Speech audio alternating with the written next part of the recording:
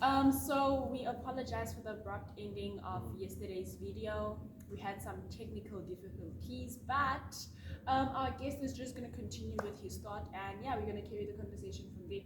Yeah, definitely technical difficulties. You never know what life might give you. When life gives you lemons, you just make lemonades. Yeah. But yeah, we're just touching on the topic of matriarchy and patriarchy, and if the two can coexist. And I think our last conversation centered around the woman is king, right? Where the soldiers embody the traits of what a man is. And if that is what we're doing as society, we're not solving the problem, we're just being part of the problem, right? So I think that in aspect of that production and just touching on that discussion of matriarchy and patriarchy, I think that's not a progressive step as to creating a society in which these two, shall I say, aspects coexist. Because in that movie, it doesn't make sense to promote femininity or feminism, but still be a man. Exactly, right? It doesn't make sense. I don't know what your thoughts are on that movie, but it just didn't embody what feminism is. Yeah, it kind of like what you said yesterday about how we use manly tactics and all of that. Kind of like that is very highlighted in this production, and I didn't necessarily appreciate that, because if I am supposed to be my feminine self and try to lead with my nurturing side, try to lead with my soft side, and the thing is, I think it's because softness is perceived as weakness. And like there's a lot of that, like what you said once about how women are heard but we want to be seen. So like maybe if you can like just continue with that thought and like give it to us properly, because I'm gonna misquote you. But yeah, man, it's just very weird. Very, and just touching on that, yeah, I think that's the problem, is that we don't recognize our differences that make impact to society. So for example, you look at men and women. I think women are fighting to be seen, because that's where men are. Because men are seen, women deem fit that they be seen too. And the thing that they don't understand, their own influence and where they create impact. And they create impact where? By being heard. Almost all decisions that are made by a male figure, if behind every decision that was made by a male figure, a woman was involved. Trust me. Like that, and that's their influence. Behind a powerful man is a woman. Exactly. And if women start understanding their influence in that, I think they could contribute largely to society.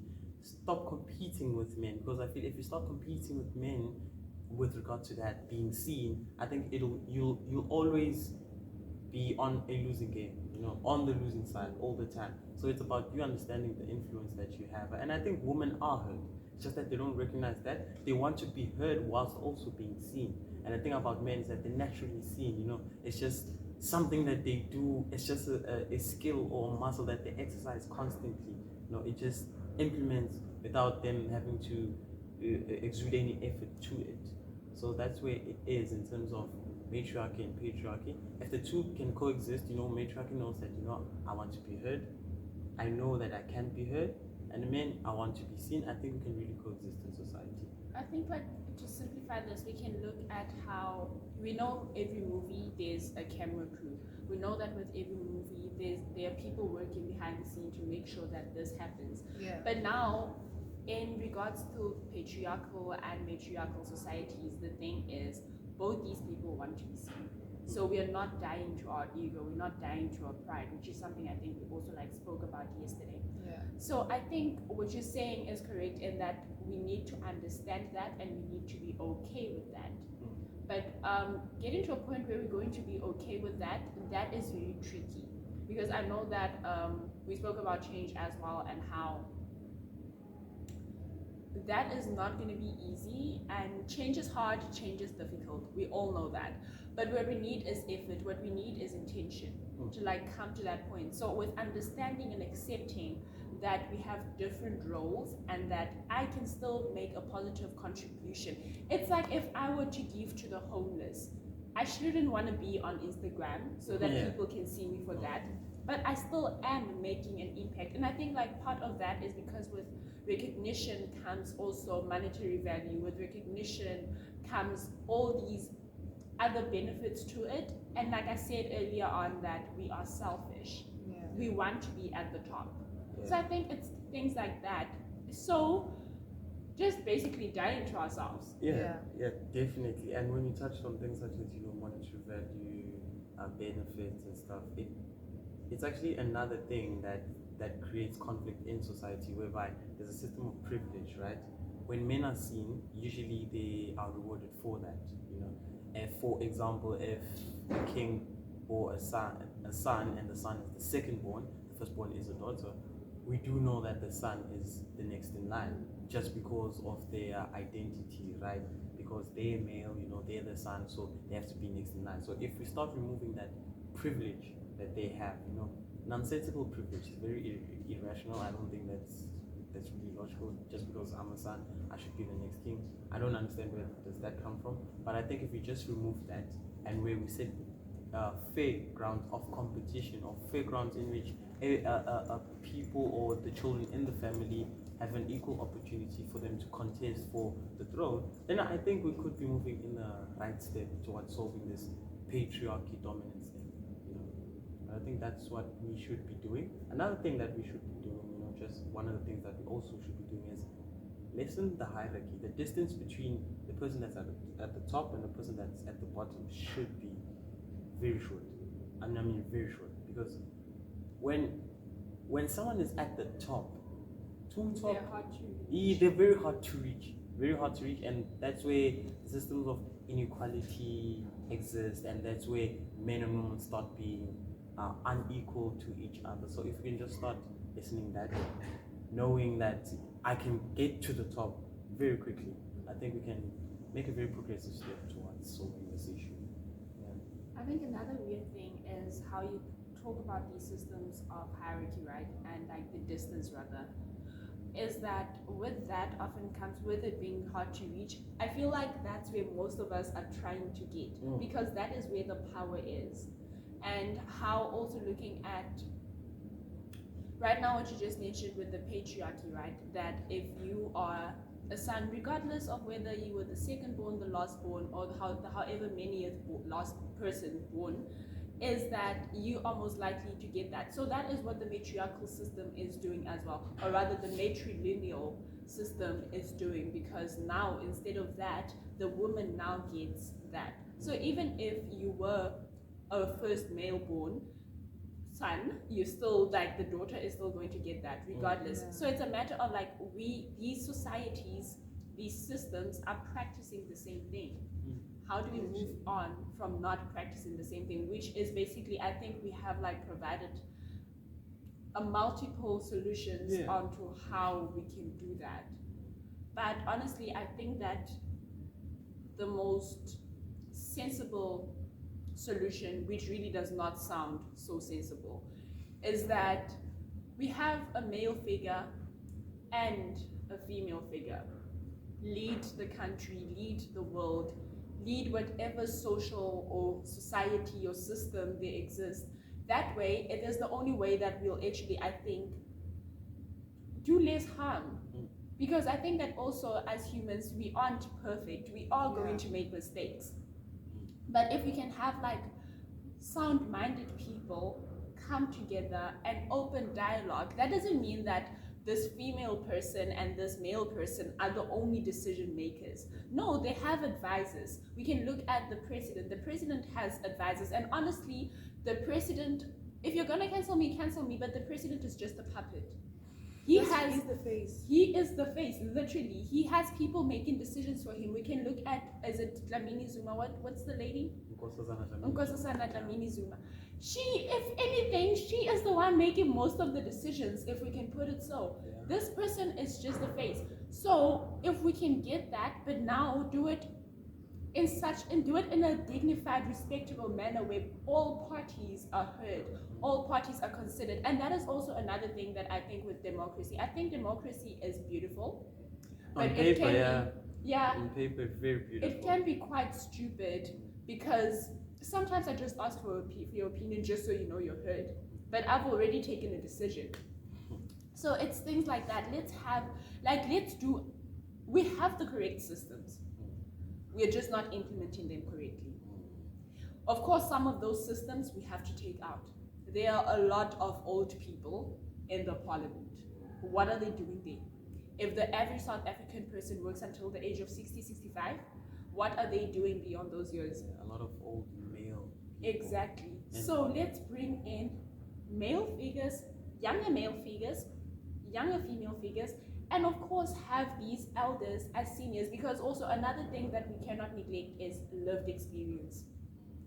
These people, they don't have it all figured out, but they have experienced life better than we have. They have more years. That doesn't make them wise or anything, but they have experience. They know what they've done and what we can what they can learn from and impart on us, the knowledge they can impart and all of that. But yeah, man. Yeah, definitely. And also just touching on, politics, I think it's time that we encourage women to, engage in politics, be politically literate, because what we've seen is that women tend not to be inclined with politics, business related stuff, and even if they are in business related stuff, they usually occupy positions that require emotional intelligence, working with people, things such as your PR, your HR, your working affairs, labor relations, etc. They never really occupy those positions of authority. So it's time that they also exercise that opportunity for them to occupy those positions, because the evidence is there. I mean, you look at countries such as New Zealand, right? They have a female president. Yeah, it's a female governance. Predominantly, it's female, and the evidence is there that it can happen. It's just time that women start being uncomfortable in their positions, because I believe that in order to be progressive, you should be uncomfortable, right? And we know that they most likely do not like politics and stuff, the majority of women in South Africa. But it's time that we become really uncomfortable as women, and it's time that we start exercising the influence in those positions, because positions of power are in culture, politics, and business. That's where power lies. I'm telling you, it's true. People who run the country are philanthropists, businessmen, politicians. Those are the people that really run the country.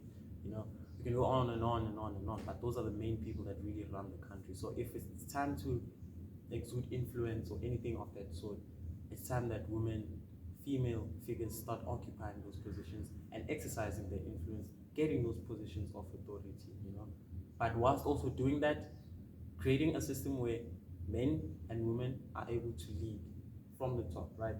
Like what you said, president, we could have a madam president, That's where the conversation starts. I know it's crazy. I don't know how we're going to implement it.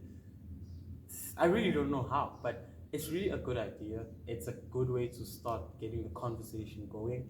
But I think it's a really good idea for us to take the next step towards solving this issue.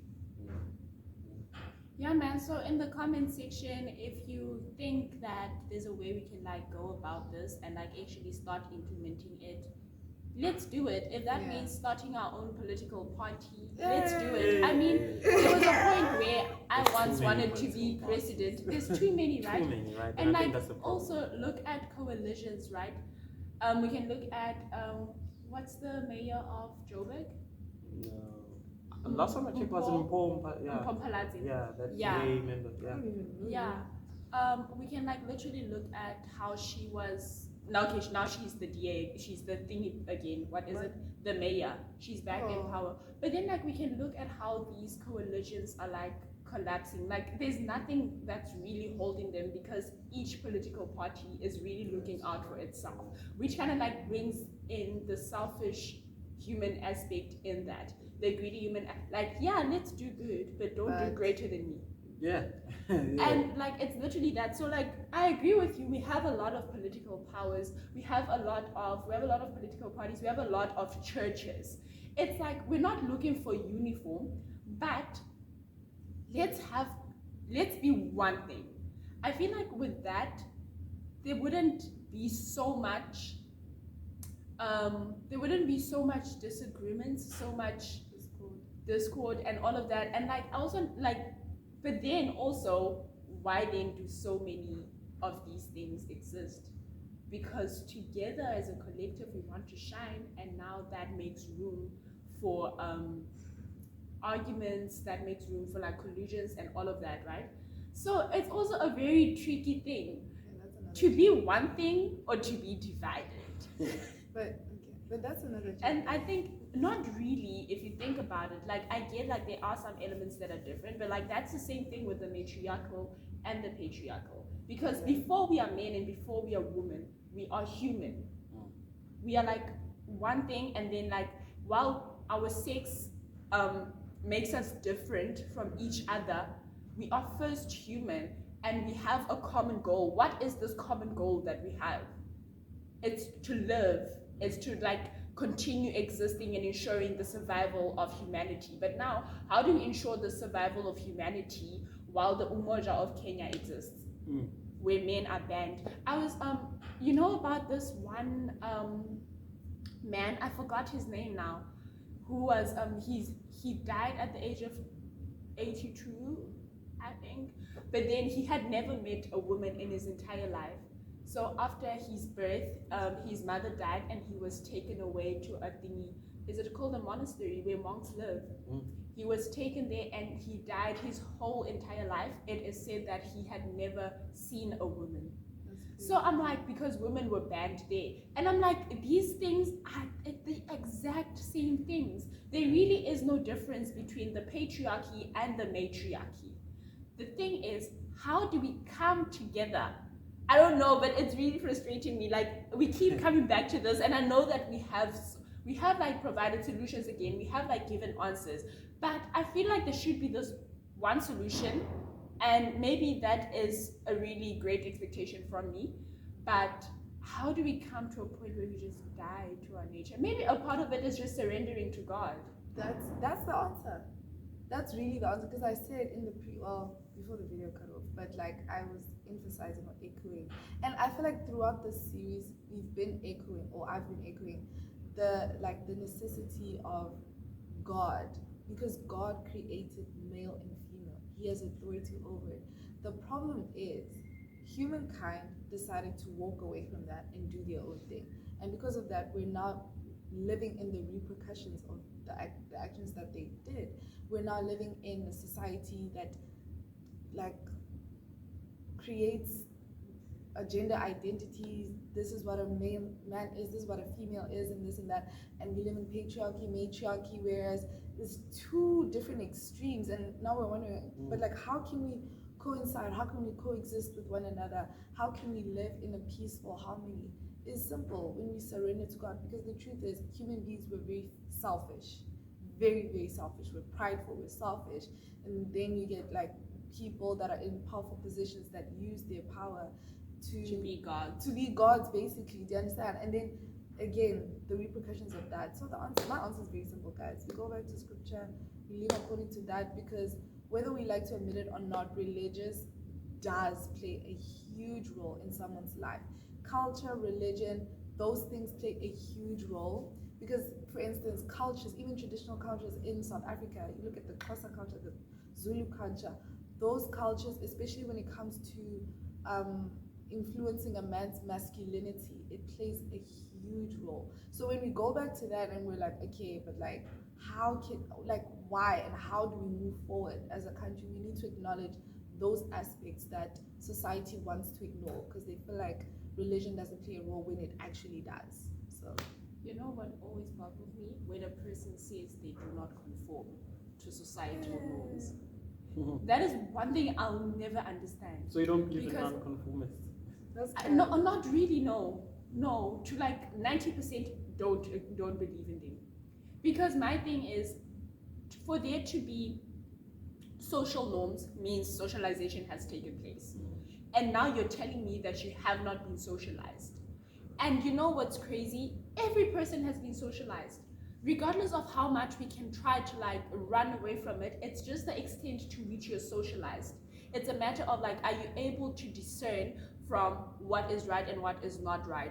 Are you able to like get your own? You know, I was thinking about how I'm like, am I who I am because I'm who I am? Or am I who I am because of how I've been raised or how I've been taught to think?